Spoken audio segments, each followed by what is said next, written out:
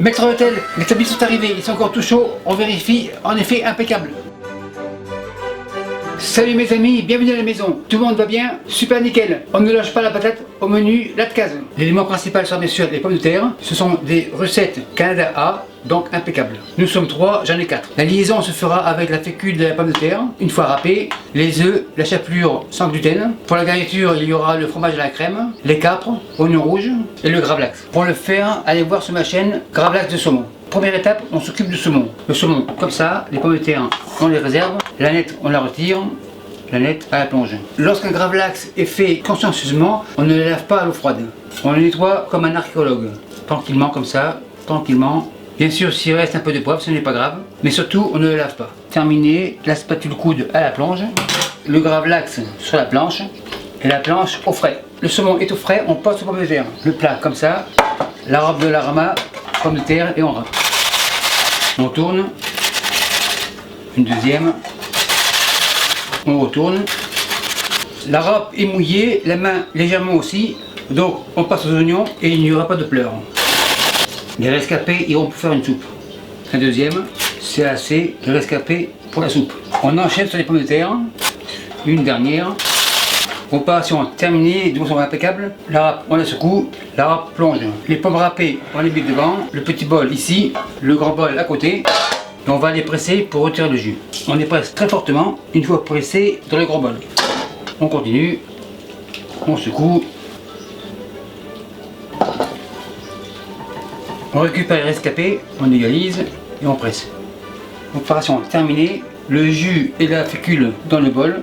Le plat à la plonge, les mains à la plonge. À ce stade-là, je vais attendre que la fécule décante, car elle me servira de liaison. Donc le bol ici, et ça me donne le temps de m'occuper des oignons pour la garniture. Oignons rouges, comme ça, couteau rouge bien sûr. Le bol, même couleur. On coupe très finement. En fait, ce sera pour la décoration finale. Vu qu'on n'est pas une armée, ça devrait être suffisant. Les oignons pour la soupe, les garnitures comme ça. Le couteau rouge à la plonge, la garniture en réserve. Par ce temps-là, la fécule a dû décanter. L'eau, on n'a pas besoin. En effet, la fécule est au fond. Elle me servira de liaison avec les œufs. 1, 2 et 3. Pour les épices, un peu dissous. Dissous, c'est fini. Un peu de sel, environ 3 grammes. Un peu de poivre. Pas trop de poivre car il a de dissous. Donc, genre 1 gramme. Machine miracle, et on mélange. Impeccable. Machine miracle, c'est fini. Les œufs avec des pommes de terre, on racle, bol, plonge. On mélange grosso modo un peu de chapelure sans gluten, environ 4 cuillères. On mélange, tourne et retourne, encore un peu plus. En fait, c'est un dérivé du fameux rosti, mais avec des ingrédients différents et la cuisson sera aussi différente. On pétrit grosso modo, on ramène les bords pour faire une boule. En fait, on peut faire reposer l'appareil pour faire réhydrater la chapelure. Mon mélange est bien reposé. Maintenant, on va standardiser les portions. Vu que cette cuisson sera à l'huile végétale, un peu d'huile comme ça. En fait, je mets de l'huile pour pas que les boules collent. Cuillère à crème glacée, on portionne. On égalise, on tasse un peu plus, on égalise. Pour le premier service, j'en fais ça en 4. Une quatrième, impeccable. La main à la plonge. Les boules, je vais les écraser tranquillement comme ça. On égalise.